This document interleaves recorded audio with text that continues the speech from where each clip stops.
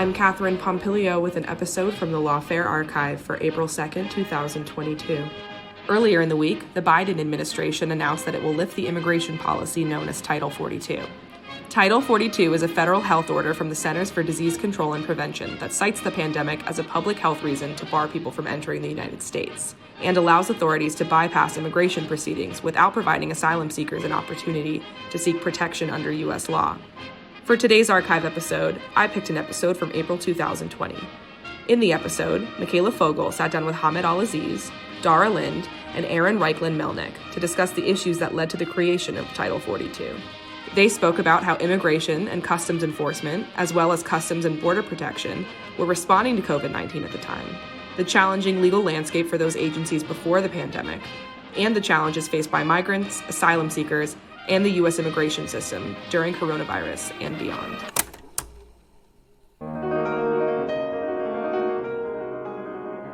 I'm Mikhaila Fogel, and this is the Lawfare podcast, April 13th, 2020. Travel bans, family separation, and changes to asylum rules. The Trump administration has long been embroiled in controversies over its immigration and detention policies. Those controversies have come amidst surges in migrants and asylum seekers, particularly at the U.S. southern border. The Trump administration's new policies have been legally and technically complex. And that was all before COVID-19. This week on the podcast, I sat down with immigration reporters Hamid Aleaziz of Buzzfeed News and Dara of ProPublica, as well as Aaron Reichlin-Melnick, a lawyer at the American Immigration Council. We discussed how immigration and customs enforcement, as well as customs and border protection, are responding to COVID-19, the changing legal landscape for those agencies before the pandemic, and the challenges faced by migrants, asylum seekers, and the U.S. immigration system during coronavirus and beyond. It's the Lawfare podcast, ICE, CBP, and Corona Response. Let's start with the premise that the coronavirus pandemic has significantly altered the situation on the ground. A little later in the podcast, we can probe whether or not that's actually the case. But with that as the premise, I want to begin with an understanding of the situation within immigration and customs enforcement and custom and border protection prior to this crisis. So with that, Dara, can you describe the evolving situation at the border, especially since the announcement of the Remain in Mexico policy? And can you take us until, say, the beginning of March, when it became clear that the coronavirus would drastically impact life on this continent? What was the Remain in Mexico policy, and how has it impacted the lives of migrants at the border and beyond? So at the end of 2018, then Homeland Security Secretary Christian Nielsen announced that the U.S. was going to start sending people who came into the U.S. for the purpose of seeking asylum and were caught by Border Patrol agents or were presenting themselves at ports of entry back to wait in Mexico for their asylum hearings, non-Mexican asylum seekers, since a lot of the recent wave of migration has been from Guatemala, Honduras, and El Salvador. This would allow them to have court dates in the United States, but they'd get shuttled back and forth into the U.S. for the court date and then sent back to Mexico to wait. This started as a much smaller policy. The Mexican government initially was trying to put limits on how many migrants it would accept. But by summer of last year, it became very widespread across the border. It's still theoretically in place for some populations, even though with the coronavirus restrictions on travel across the border, nobody's actually getting court dates. But the upshot has been that it started a trend that has continued through pilot programs that increased the speed with which people would have their asylum claims heard and then get deported, the cooperative asylum agreements with Guatemala, Honduras, and El Salvador, only the Guatemalan one of which had actually been implemented and which has now been suspended because of the epidemic. But all of these reflected a shift from the U.S. engaging in either what it called catch and release, which is people coming into the U.S. requesting asylum and being allowed to leave ICE detention. And so being able to, fight their case from within the community, or having to detain people indefinitely to just getting people off US soil as quickly as possible. It was basically a catch and expel policy. Some of those people did have access to asylum cases in the US, for example, through Remain in Mexico. Some of them were just kind of ordered deported swiftly, but it allowed the Trump administration to get people out of its custody and avoid the concerns that were raised last year over conditions in Border Patrol custody, over the kind of health risks that were posed when people were placed in these facilities that weren't equipped to hold people, and also to avoid the political damage that comes with bad things happening to migrants on US soil. As much as there was reporting from me and Hamed and basically everybody else on the beat about the targeting of asylum seekers returned to Mexico by smugglers, as much as there was concern that it was basically impossible to get a lawyer for your American court case from Mexico, and lawyers weren't being given any access to their clients in courtrooms, there wasn't enough of a political outcry to really cause problems for the administration with that. So it appeared to have discovered that as long as you can find a legal way to get migrants off US soil, it solves a lot of the optics problems that are associated with having people come into the US and request asylum. Interesting. Thank you for that. Hamed, your reporting has focused on the conditions of people who weren't expelled but who have still been detained within the United States, as well as the efforts that Dara spoke about to send migrants to third countries. Can you set the pre-COVID scene a little bit for us on those counts? Yeah, I mean, like Dara was saying, I mean, before the pandemic, the administration was really pushing full steam ahead with an agreement to send asylum seekers from El Salvador and Honduras to Guatemala. Hundreds had already been sent by February. And DHS was focusing on implementing similar deals with El Salvador and Honduras. This was really the key focus, making sure these agreements were not only implemented, but expanded to include asylum seekers from other countries like Mexico. Administration officials believed it would become a deterrent to those making the journey to the southern border. As far as ICE goes, the agency wasn't detaining as many people as it was last summer, when there was a peak of around 55,000 people in ICE detention centers, an all-time record. But I think it was about 41,000 in January. There were indications there was going to be expanded internal enforcement targeting sanctuary cities, which was likely going to make the agency even more of a lightning rod during a contentious election year. Obviously, that's all been paused for the moment.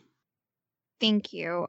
So the number has decreased from what it was last summer, but what was the situation like sort of inside these detention centers for both employees and detainees sort of going into the beginning of March? Would you feel comfortable speaking to that?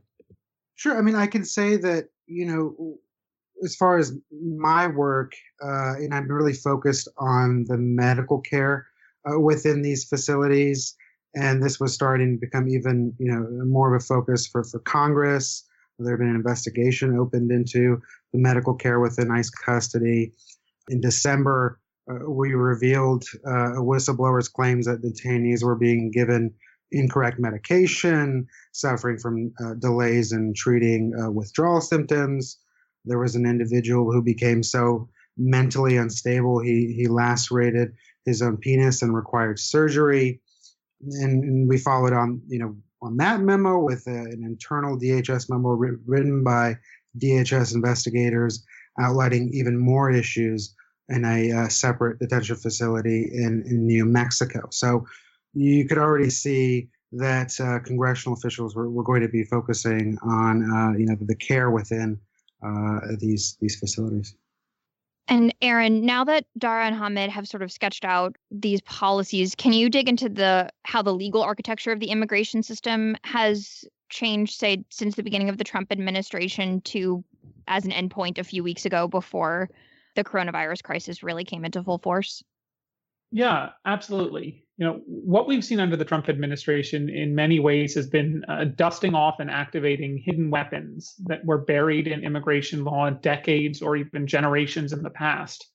We first saw this in the president's first week in office, when he relied on a 1952 law, INA Section 212F, to institute the first Muslim ban. That law had never been used in any way like what he used it in his first week. And then we saw the effect that that had in the country and was eventually upheld by the Supreme Court nearly 18 months later. Similarly, with the Remain in Mexico program, the so-called migrant protection protocols involves the dusting off of another rarely used provision of the Immigration and Nationality Act that was added in 1996, the Contiguous Territory provision. This law, when passed in 1996, almost certainly never anticipated widespread programs used at the border to send tens of thousands of people back to wait in Mexico, and was, as far as scholars can tell, most likely put in the law in order for Mexican nationals who had problems entering the US that would require an immigration judge to wait in their home country of Mexico and then come back to the border for one or two hearings to clear up whatever visa issue they may have had. We also have seen similar things with the so-called Asylum Cooperative agreements. That's another provision of law, the Safe Third Country provision of asylum law that was added in 1996, and until now had only been used for an agreement between the United States and Canada. With both of these provisions, what the administration has done is take very broad statutory language and twist it even further, creating wide-scale and far-reaching new programs that go far beyond what Congress intended. A good example of this is the Asylum Cooperative Agreement with Guatemala and Honduras and El Salvador. All three of these countries do not have robust and strong asylum systems. We know that because many of these governments have said it themselves and because there's extensive evidence showing that.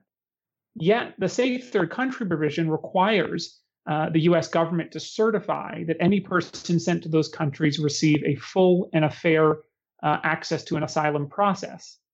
So how can you send someone to these systems through these asylum systems in Guatemala, Honduras, and El Salvador when we know for a fact that the systems do not provide a full and fair access to protection?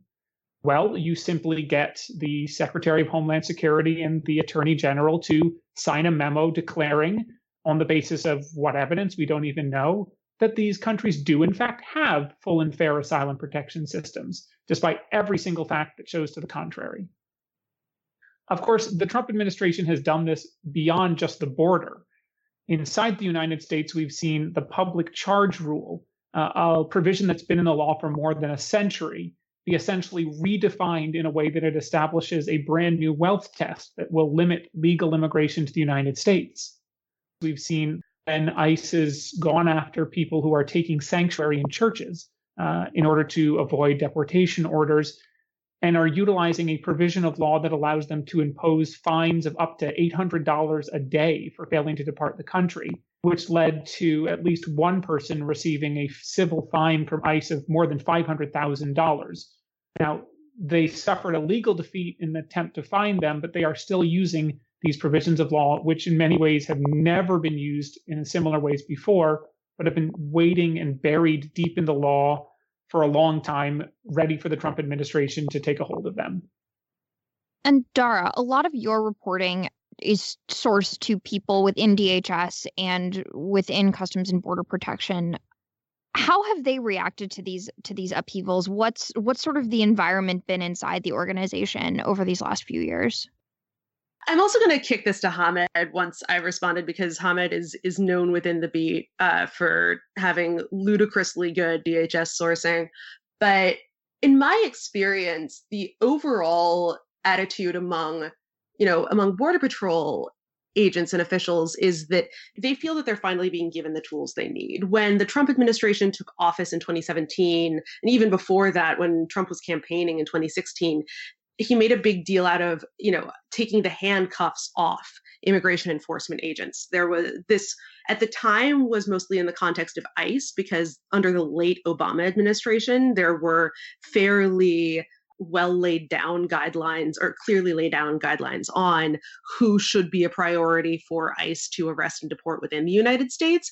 But over the last year and change, as the administration has implemented all of these rapid processing pilots at the border, they've ended up giving a lot of authority to Border Patrol agents to decide what should happen to people, whether somebody should be allowed to remain in the US, sent back to Mexico to wait, whether they should be put into a rapid deportation pilot that won't give them as much access to an attorney as they would have in the United States. These are decisions that really are going to define the life or death of an asylum claim, and potentially, if the risk of getting it wrong is that you would determine the life or death of the person themselves, and they're being devolved down to Border Patrol agents who don't have a lot of experience in this. There is some reticence among Border Patrol agents in having to do the official work that was previously given to asylum officers. A pilot to have them formally take over some of those responsibilities has, met with some frustration among both Border Patrol agents and asylum officers. But in general, because there's an institutional understanding among Border Patrol agents that most people who request asylum in the United States are either lying or don't have a strong enough claim to be upheld, they feel that they're finally being given the tools that they need to have a flexible and effective response so that they're not being forced to hand over a bunch of people to get released into the United States. Hamid, would you like to follow up? Yeah, sure. I mean, I think that when I've spoken with other folks in separate parts of DHS, there has been some concern about the legality of these policies and, circumventing, the opportunity for individuals to claim asylum at the border. There's been a lot of concern about unaccompanied immigrant children, especially. We've seen this dramatic downturn in unaccompanied children being allowed to enter the country and go to HHS shelters and seek asylum there. Essentially, they're being turned around and sent back to countries like Guatemala. The numbers of children being sent to these shelters, it's like one or two a day. It's like a 90% downturn compared to what it was even last month. Last year, it was like 100 children a day being sent to shelters. So there's just a lot of concern. And some folks are wondering when there's going to be, and if there's going to be, any litigation surrounding this. I think it's a pretty sensitive topic, the coronavirus, and it'll be really interesting to see whether or not advocates file any type of lawsuit. Yeah, I mean, without kind of backing into the coronavirus specific stuff, which I know we want to kind of get into more fully, I will say that dynamic has been ongoing for some time, right? In the gap between a policy getting announced and getting implemented, there is often a sentiment within DHS of, well, gee, we don't know how long this is going to remain in place. We assume there's going to be a lawsuit. We assume the Ninth Circuit is going to stop us. We assume the Supreme Court will ultimately let us do it, but we don't know what the timeline is. And in some cases, this has created a really weird and not ideal dynamic that both Hamid and I have reported on, where implementation plans aren't really being developed until really the 11th hour when things are going into effect, because there's kind of a toxic assumption that there's no need to bother to come up with a plan for something because it's just going to get held up in court anyway. And then when and if there isn't litigation immediately, because advocates have started waiting to see how things operate on the ground before filing any litigation, it just turns into something that's underplanned or planned post hoc and not really standardized. Even the Remain in Mexico program, which was rolled out to various parts of the border over the course of several months, as Hamid reported by accessing a leaked internal report late last year, there wasn't even any standardization of what forms were getting used, which you would think they would be able to do if they were, rolling it out to one sector 3 weeks after the next. So the wait and see dynamic isn't just an expression of internal concern among some at DHS about the legality of these things, but it's also, even among people who think that these programs are legal and that they are, acting fully within their authority, an assumption that this is all going to be up to the courts anyway, that is preventing or at least excusing a lack of preparation.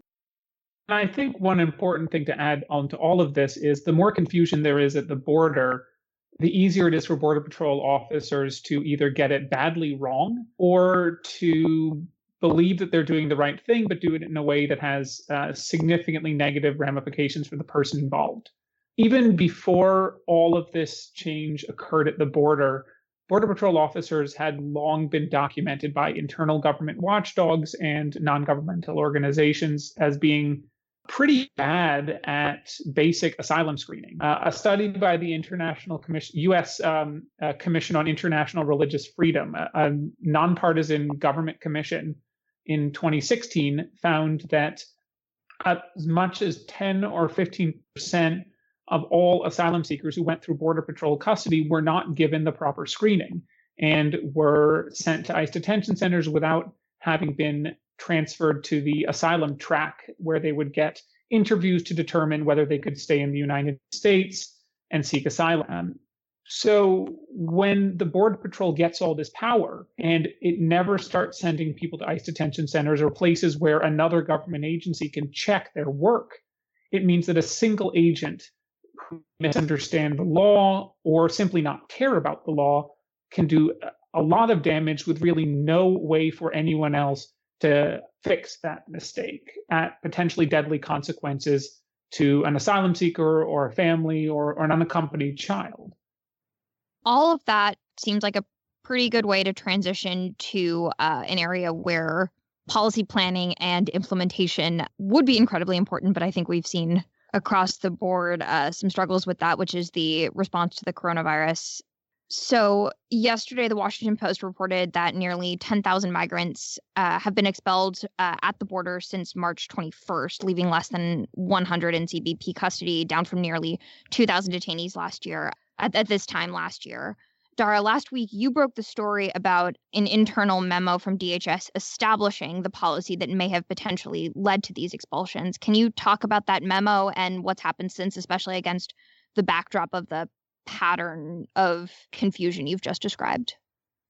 Sure. So the administration announced on March 20th, after a couple of days of speculation of, Trump saying, well, we're looking into this, that they were using a power in federal law that's given to the CDC to bar the entry of people or goods that might introduce an infectious disease into the US. It was invoking that power to have the CDC bar the entry of people crossing the US-Mexico border without documents, on the logic that even though there were more coronavirus cases in the US than had been recorded in Mexico at that time, that they could be spreading the virus to different parts of the US, that they could just be infecting others with the virus, and that they ran the risk of spreading the virus through these Customs and Border Protection facilities that aren't equipped for medical care or really for housing people at all.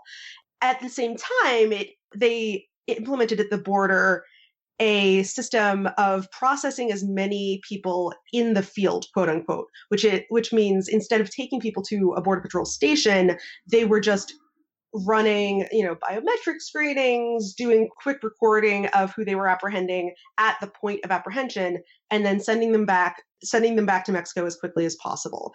In theory, the Mexican government has to, agree to accept people who aren't Mexican nationals. And after days of the Mexican government saying that it wasn't going to do that, it said, okay, we'll allow you to just send back Salvadoran, Guatemalan, and Honduran immigrants. What wasn't clear was exactly how they were going about this. There had been some details that had come out of how, people were only spending an average of 90 minutes in Customs and Border Protection custody. And it also wasn't clear how this was going to work for asylum seekers, because the text of U.S. asylum law is pretty clear that once you're on U.S. soil, you are allowed to seek humanitarian protection, and that the U.S. has an obligation to give some form of protection, not necessarily asylum, which is a very defined type of legal status in U.S. law, but there are other lesser forms of protection as well, that, the U.S. has signed international agreements that commit it to giving people access to some form of protection if they can show it's likely that they'll be persecuted in their home countries.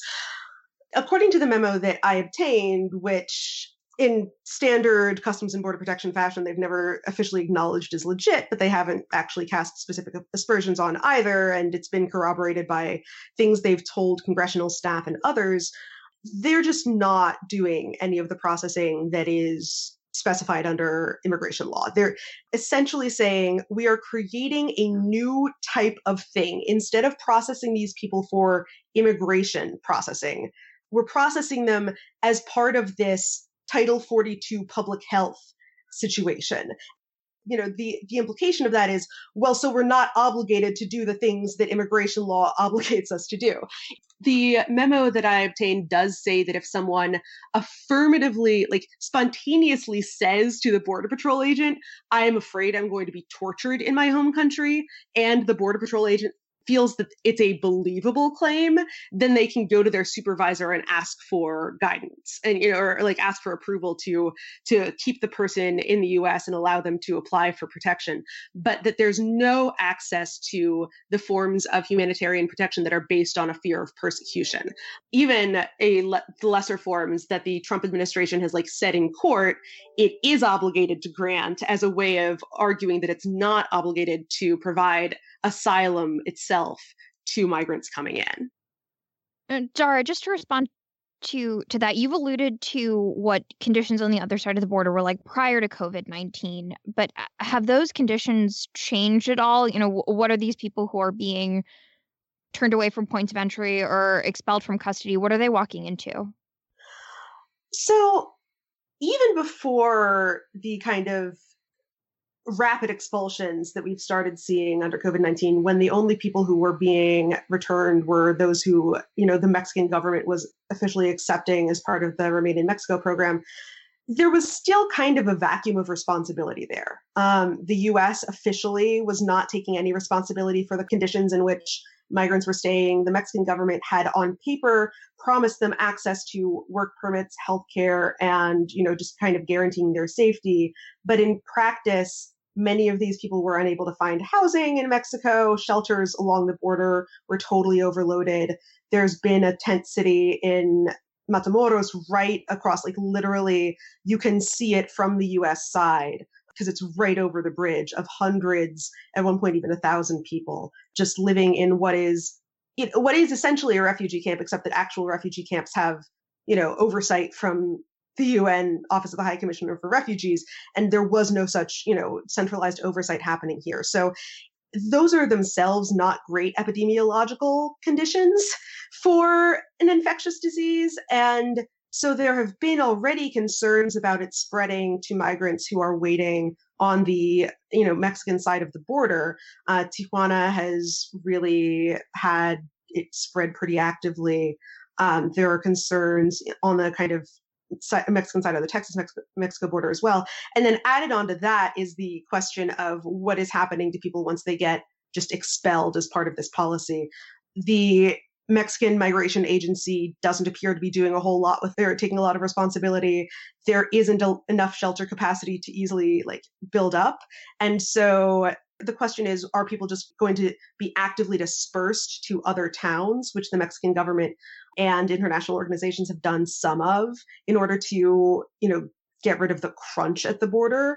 Are they going to be swiftly deported back to their home countries? Is there going to be some kind of kludged together infrastructure that gets built up in the same way that a kludged together infrastructure kind of got built up for the folks, sent via Remain in Mexico? But fundamentally, after an average of 96 minutes in Border Patrol custody, everything that we've heard, from reporting and from people on the ground is that people don't even know what happened to them. They don't know why they got sent back. They don't know if they're supposed to be, waiting or continuing to seek asylum or what.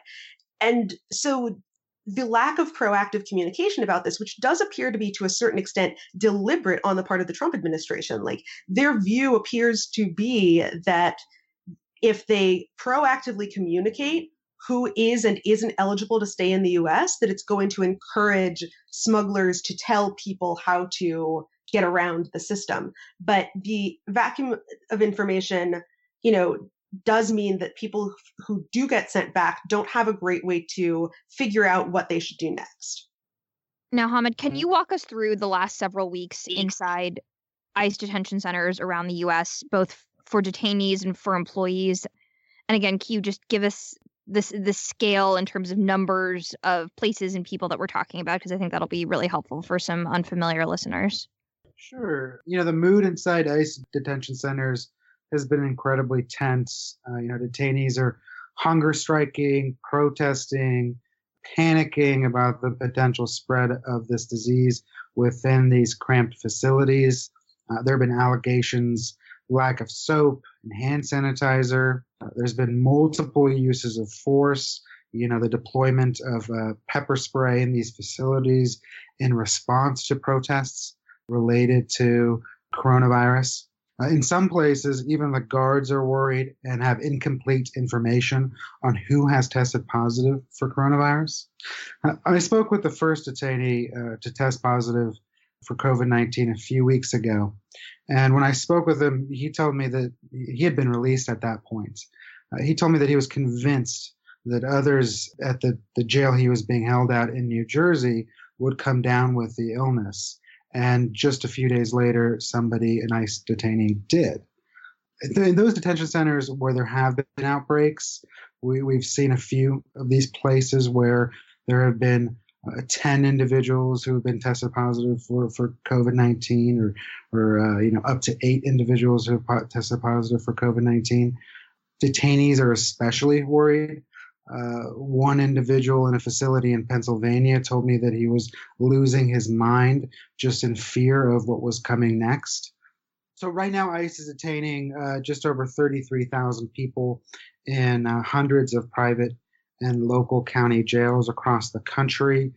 At this point, ICE officials have reported publicly of 50 confirmed COVID-19 cases within custody. That number is expected to balloon in the coming days and weeks. Advocates believe that the number is actually higher than what's being reported, and there's been allegations of a lack of testing, a lack of tracking these cases. So the situation is really unfolding, rapidly, and so there's a lot left to see, what's going to happen in these facilities.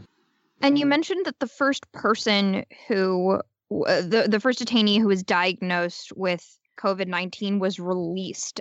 Can you talk more about that? Yeah, there's two things happening. There's one, litigation from immigrant advocates like the ACLU actually going to federal judges and getting orders to force ICE to release detainees in custody because they have underlying medical conditions or are elderly.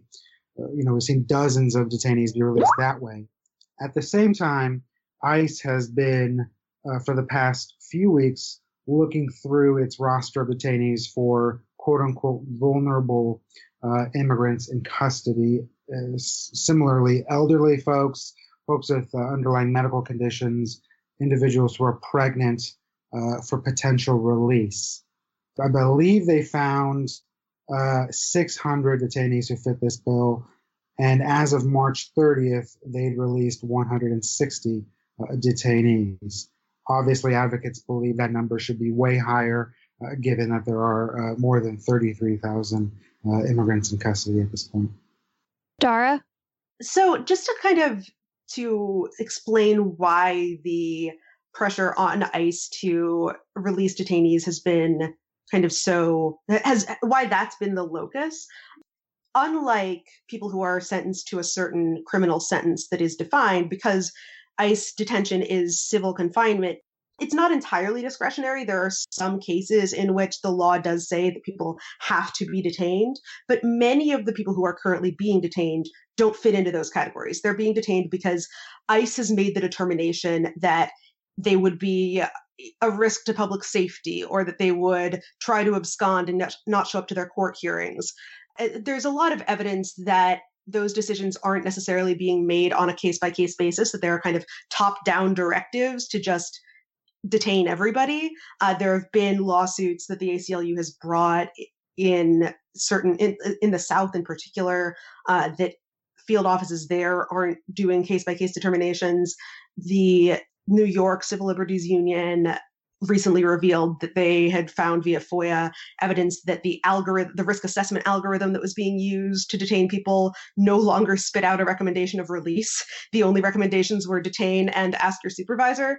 And so what ICE is doing by acknowledging now that there are high-risk people who could be released, it is taking a step that it has not taken under the Trump administration in being willing to consider some people, quote unquote, safe to release. Of course, that's not to say that they're being totally unmonitored. And it does appear to be based on the risks of them contracting coronavirus while in detention, rather than being based on, these are the lowest risk to escape detainees, as some kind of states and counties have been doing on the jail side.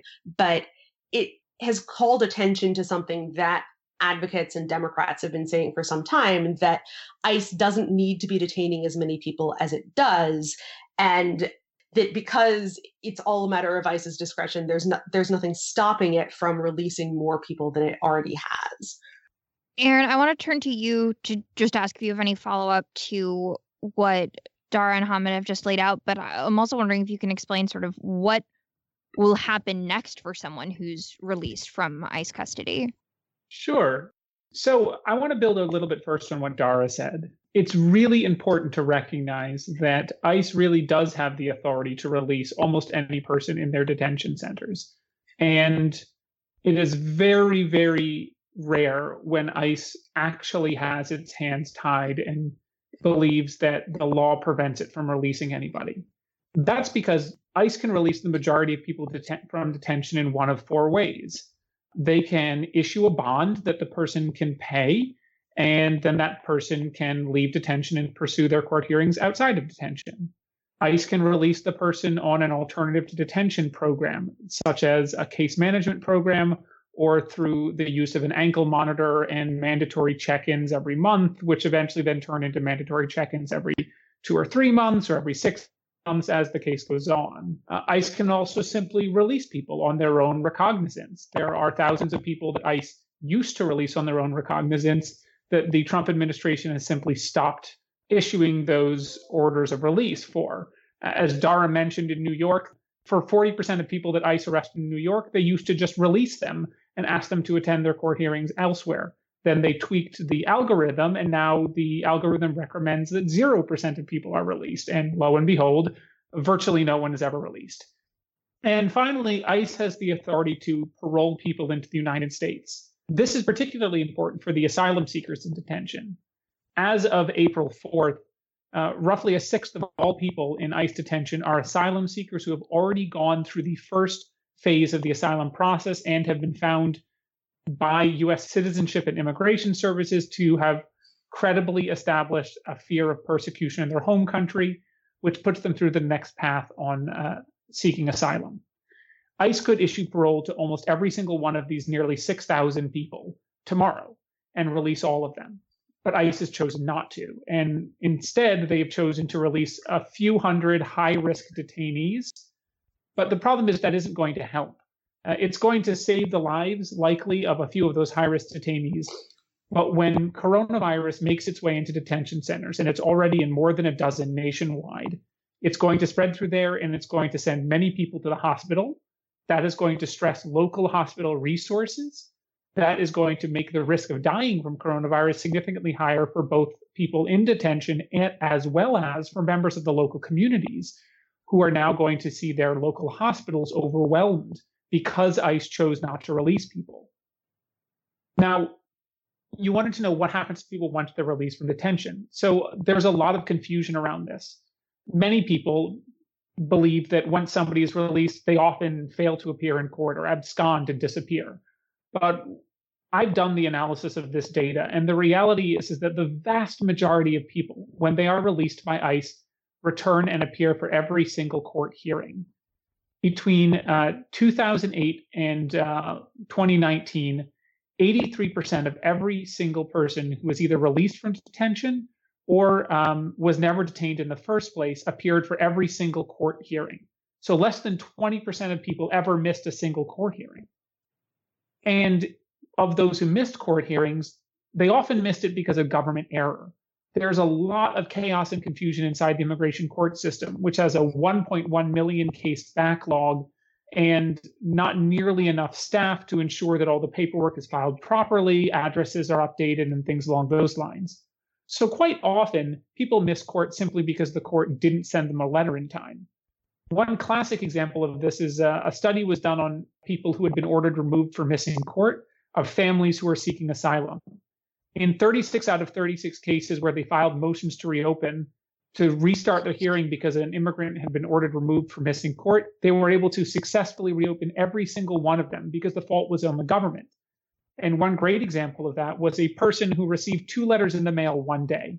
She had been released from detention and told, we're going to send you a letter telling you when your first court date is, and just make sure you go to your hearing, and if you miss your hearing, you'll get ordered deported. So every day she checked her mail. And then one day she got 2 letters from the court. Now, the first was a letter telling her that she needed to show up in court the previous week. And then the second was a letter telling her that she'd been ordered deported for missing that court date the previous week. And so, unfortunately, that happens to a lot of people. But what it really emphasizes is that most people, the vast majority of people, when released from ICE detention, will go live with family, live with friends. They'll be able to socially distance. And when the court hearings start up again, they're going to go to those court hearings and they're going to go through the process.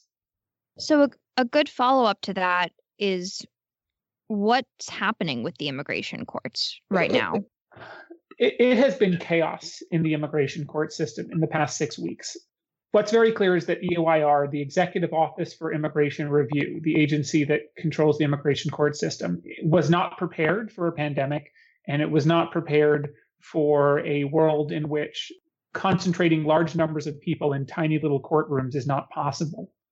By early March, people were already calling for the courts to be closed because they realized that requiring people, thousands of people every single day to drive from towns and local communities around the nation to the few immigration courts that exist was going to be a public health nightmare. But it took until Friday, March 13th for EOIR to really start making any significant changes. On March 13th, they suspended some initial hearings, which would have affected probably 50 or 60% of all the hearings scheduled in court, and they put those on hold. And then the week after that, they suspended all non-detained hearings, which is about 95% of all hearings. But because they waited until mid to late March, the effects were already disastrous.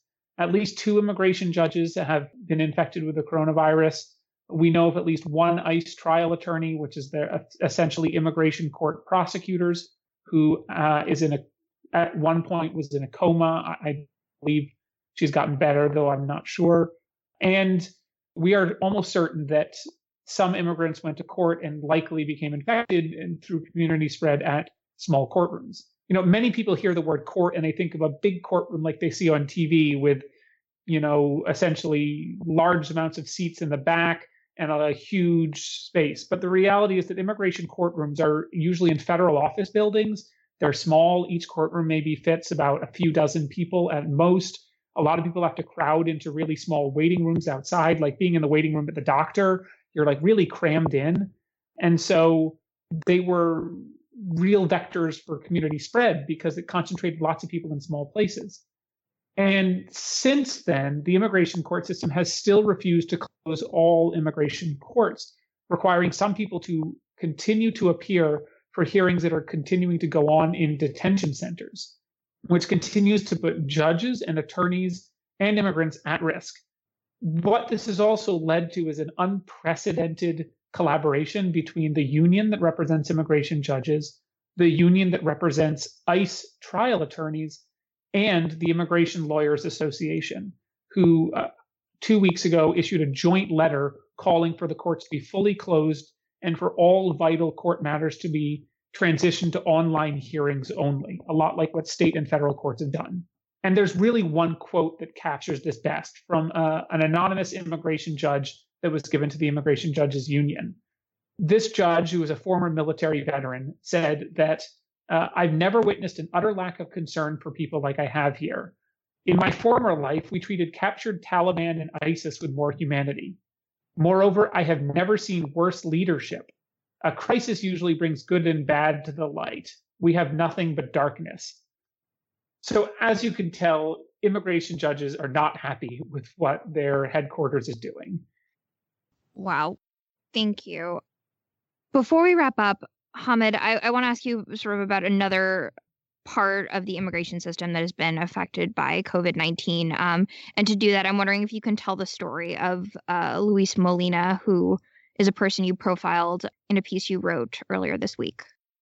Yeah, so Luis Molina is a 51-year-old immigrant from El Salvador. He'd been scheduled to complete the final step in a year-long journey to become an American citizen on March 19th in Los Angeles. He was due that day to repeat the oath of allegiance to the U.S. along with hundreds of other would-be citizens. To give a little background, to become a U.S. citizen, immigrants must go through this long and sometimes challenging process that includes an interview with an immigration officer, a test on American civics and English language. But the final step is really, really simple, really easy. It's repeating 140 words in this celebratory event that's often held in theaters, convention centers, courthouses. I've actually spoken at one. It's a really lovely setting. But because of the pandemic, these ceremonies have been put on an indefinite hold, and would-be citizens like Luis are worried about the chance to complete the citizenship process. Well, thank you all for agreeing to get on the phone with me today to talk about this. I know in your separate lives as immigration attorneys and reporters, you are all incredibly busy at this time. We're running a little short. So what I want to do is ask each of you in turn, what are you going to be watching for over the next several weeks? And what aspects of changes in policies that we've discussed that are COVID specific do you think are going to stick around? And what do you think is sort of going to happen in the long and medium term after the curve is flattened? Sure. I think that the question of what happens in Mexico is going to be extremely important for not necessarily determining what the US's continued border response looks like. If we've seen one thing consistently from the Trump administration, it's that no matter whether a lot of people are trying to come into the US or very few, they still take the attitude that anyone coming in is an unacceptable crisis level situation. So we can expect that crackdown to last as long as they can, uphold it against the courts if any litigation arises. But how many people are trying to come in really is going to depend on how bad coronavirus gets on the Mexican side. Even among countries in the region, the Mexican government was notably slow to respond. The president of Mexico has been one of the more weirdly blasé leaders about the whole thing. And so the chance that the odds that it becomes a serious ongoing problem in Mexico, that's now a very realistic possibility. So on the one hand, that could have a deterrent effect on people traveling north through Mexico from Central American countries, even from South America, even what are often called extracontinentals, or people who, fly from Cameroon or India into Brazil or Ecuador and then travel all the way north to the US. On the other hand, we're seeing an increase in people requesting asylum from Mexico as the security situation there deteriorated, especially in, states like Michoacan. And if it becomes endemic in Mexico in kind of a worst case scenario way, it's totally plausible that a lot of Mexicans will try to escape to the US to flee the coronavirus. What the Trump administration, would decide to do in that situation is unclear, but it does mean that as much of a crisis footing as they're on right now in terms of the, protecting exposure within the US, that could get much worse before it gets better. Aaron? The changes that coronavirus are going to cause to the immigration system are unclear. I think you're going to see a lot of pressure from immigration restrictionists to cut legal immigration even further. building off what the Trump administration has already done and expanding restrictions even more. At the border, it's hard to see the Trump administration lifting their new expulsion policy anytime soon. We know that absent a miracle, coronavirus is going to continue spreading across the world for months and likely through to 2021. And what that means is that as long as that's happening, the Trump administration will have an excuse to continue doing what they've wanted to be able to do ever since Trump took office, which is effectively shut down all asylum at the southern border. So I expect that these so-called expulsions are going to continue for months or potentially longer, absent a court order stopping them. And when it comes to those held inside the United States, the disruptions to the immigration court system and immigration detentions are going to continue for quite some time. But there will likely be significant pressure on the immigration court system from the White House to restart as soon as possible, because every day that the hearings don't go forward, the 1.1 million case backlog gets a little bit longer. So inside the US, the disruptions could continue for months. At the border, I expect them to continue, barring a court order, through to at least to the end of Trump's first term in office. And Hamid?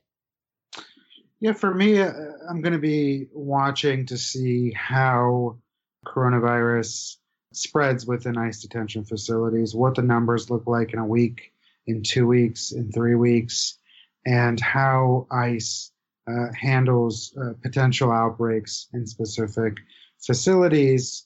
You know, if there are dozens of detainees who come down with coronavirus in a single facility, what ICE does in that situation.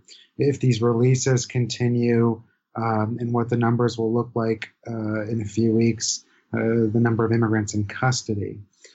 At the same time, I'm really interested to see what USCIS does in a few weeks and whether or not they intend to open up their offices to the public. Right now, obviously, they're all closed. And what happens if they do open up these offices? What measures are they going to take to protect their employees, to protect immigrants coming in for citizenship interviews, and how they're going to handle a similar backlog in citizenship applications and other really vital immigration benefits. We're going to leave it there. Dara, Hamid, Aaron, thank you so much for joining us today. Thank you. Thank you. Thank you. The Lawfare podcast is produced in cooperation with the Brookings Institution. If you found this podcast useful, please share us on the platform or platforms of your choosing and give us a 5-star rating and review wherever you found us. The podcast was produced and edited by Jen Patia Howell. Ian Enright was our audio engineer this week, and our music was performed by Sophia Yan. Have a safe week, and as always, thanks for listening.